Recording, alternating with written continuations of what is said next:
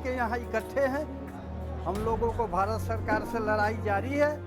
अब उम्मीद है कि स्वीकृति एवं भुगतान जितना जल्द हो मिल जाने का आशा है। के लिए मंत्रालय से कुछ वांछित कागजात हम लोगों से मांगे गए और उन वांछित कागजातों को हम लोग सभी मिल करके कैसे व्यवस्थित करके दे सकते हैं, उस पर चर्चा के लिए हम जुटे। सरकार से मांग करेंगे महर्षि संदीपनी राष्ट्र वेद संस्कृत शिक्षा बोर्ड उज्जैन में शामिल करते हुए मुझे विद्यालय को स्वीकृति एवं वेतन आदि भुगतान करने का मेरा मांगे ही। तो आज इस पर भी चर्चा हो रही है कि सांगठनिक विस्तार हम लोगों का कैसे है, इस पर भी हम लोग चर्चा कर रहे हैं। आगे का रणनीति है भारत सरकार से स्वीकृति एवं वेतन आदि का भुगतान। यह संगठन रजिस्ट्रेशन भी कराना है राष्ट्रीय स्तर का, तो इसके लिए जो प्रचार प्रसार व सहयोग हो, मुख्य उद्देश्य आज का बैठक यही था। आज के बैठक में यह निर्णय लिया गया कि हम लोगों का पंजीयन नहीं, हमारे महासंघ का पंजीयन नहीं है, तो पंजीयन यथाशीघ्र करवा करके और आगे की कार्रवाई यथाशीघ्र कराने हेतु निर्णय लिया गया। इसका संघ का विस्तार भी नहीं हुआ था और फाइल चूँकि सरकार में चली गई है, भारत सरकार में गई है, तो इस संगठन का विस्तार करना था और विस्तार करके इसकी सूचना सबको जानकारी भी देनी थी, इसके लिए बैठक की। इसलिए हम लोग भारत सरकार के पास पहुंचे हैं। भारत सरकार ने आश्वासन दिया है, लिखित दिया है कि हम संस्कृत का उत्थान करेंगे और इसको जोड़ दिया है महर्षि वेद विज्ञान संस्थान संदीपनी उज्जैन। बहुत लोगों को जानकारी नहीं थी, सब बहुत लोग निराश हो चुके थे, पता न होगा या नहीं होगा, लेकिन सब में आशा जगी है कि नहीं, अब भारत सरकार इस पर पहल कर रही है, भारत सरकार हम लोगों के पहल को मान रही है। आज जो बैठक हुई है कि बिहार में ऑल इंडिया में जितने भी संस्कृत विद्यालय थे, तो बिहार संस्कृत शिक्षा बोर्ड से बहुत प्रयास किया लोग, कुछ लोग मर गया, लेकिन स्वीकृति नहीं मिला और न वेतन भुगतान। तो ये संघ का गठन पहले से चल रहा था।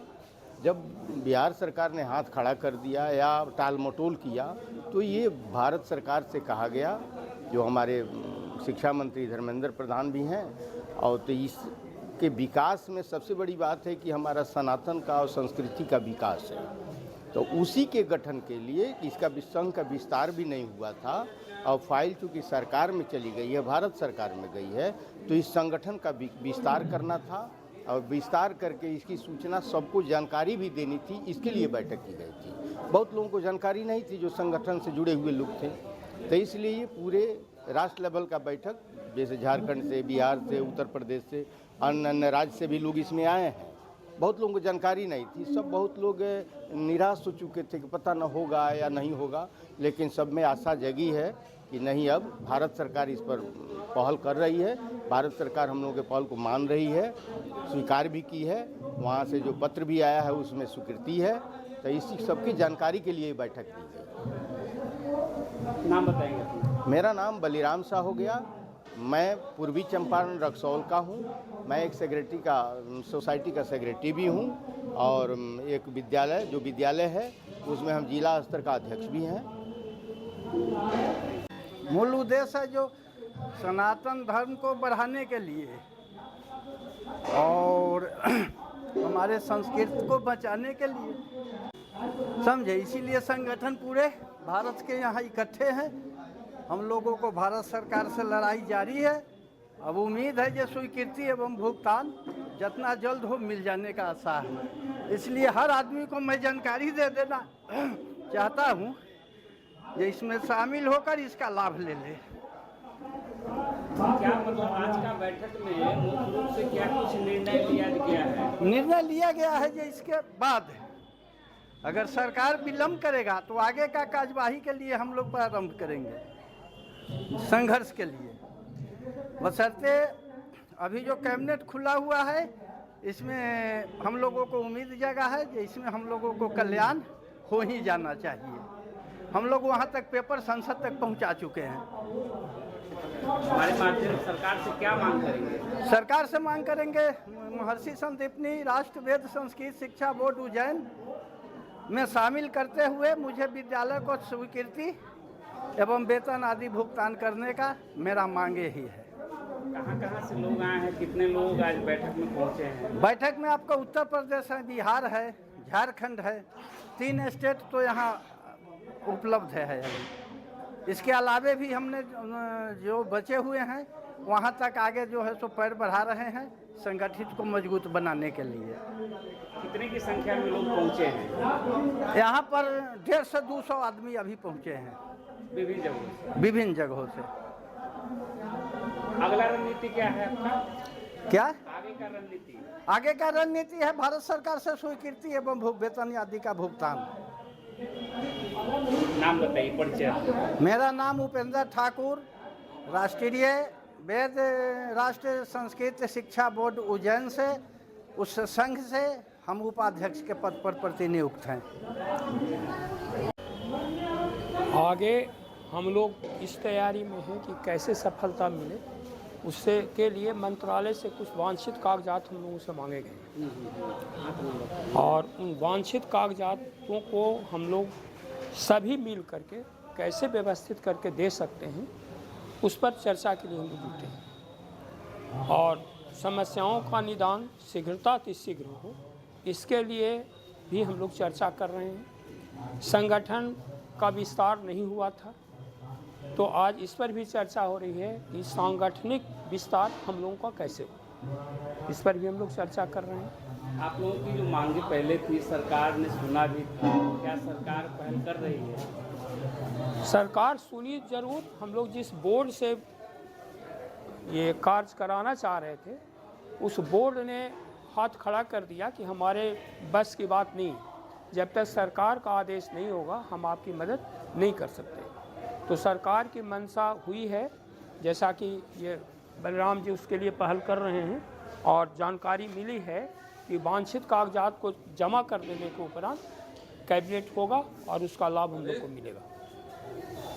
आज की बैठक में क्या कुछ निर्णय लिया गया? आज के बैठक में ये निर्णय लिया गया कि हम लोगों का पंजीयन नहीं, हमारे महासंघ का पंजीयन नहीं है, तो पंजीयन यथाशीघ्र करवा करके और आगे की कार्रवाई यथाशीघ्र कराने हेतु निर्णय लिया गया।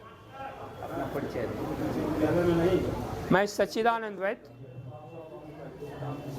उप महासचिव राष्ट्रीय संघ। आज की बैठक का उद्देश्य था कि संस्कृत भाषा से संबंधित विद्यालय जो है उसके प्रचार करा, उसके संग राष्ट्रीय संगठन का गठन हो, विस्तार हो। ये मुख्य उद्देश्य आज के बैठक का यही था। और हाँ, वो यही उद्देश्य था। और ख़ास कर यह संगठन रजिस्ट्रेशन भी कराना है राष्ट्रीय स्तर का, तो इसके लिए लोग प्रचार प्रसार व सहयोग हो। ये मुख्य उद्देश्य आज का बैठक यही था। नाम बताइए। अवधेश कुमार मिश्र। कहाँ से आए हैं? हम बांका जिला से आए हैं, बांका जिला के अध्यक्ष हूँ। मेरा नाम सच्चिदानंद शर्मा है। मैं आज का बैठक में जो है हम लोग निर्णय लेने के लिए आए हैं, जो कि भारत सरकार द्वारा हमको मान्यता प्राप्त हो जाए और सब खुशहाली, मेरा देश खुशहाल हो, सनातन धर्म का उजागर हो।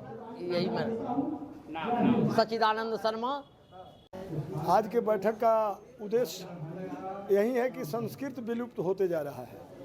बिहार सरकार ने सीधे बनारस जहाँ से संस्कृत छपती थी वहाँ खबर दे दिया कि संस्कृत के पुस्तकें बिहार में नहीं भेजी जाए। इसलिए हम लोग भारत सरकार के पास पहुँचे हैं। भारत सरकार ने आश्वासन दिया है, लिखित दिया है कि हम संस्कृत का उत्थान करेंगे और इसको जोड़ दिया है महर्षि वेद विज्ञान संस्थान संदीपनी उज्जैन में, जहाँ से कृष्ण और बलराम शिक्षा पाए थे। हम लोग को इसकी बड़ी खुशी हुई है।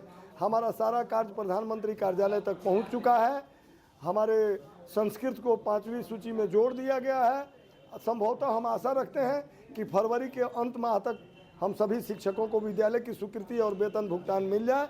मैं डॉक्टर राधेश्याम बिहारी, जिला पश्चिम चंपारण, श्री राम जानकी संस्कृत विद्यालय अंचल जोगापट्टी से बिलोंग करता हूं और मैं बार बार माता सरस्वती से आग्रह करता हूं और अपने साथियों से आग्रह करता हूं कि संघे शक्ति जली जुगे। जय सरस्वती, जय संस्कृत, जय संस्कृति। का मातृशक्ति का अध्यक्ष है क्रांति। कहने के लिए और सुनने के लिए बहुत सारी बात है। अगर स्टेज पर खड़े हो जाएंगे तो 4 घंटा तक बात समाप्त नहीं होगी। सारे बात को बहाल किया गया है। और हमारे दूर दराज से जितने भाई बंधुओं माता बहनों जो आए हैं उनको हार्दिक अभिनंदन चंदन वंदन करती हूँ।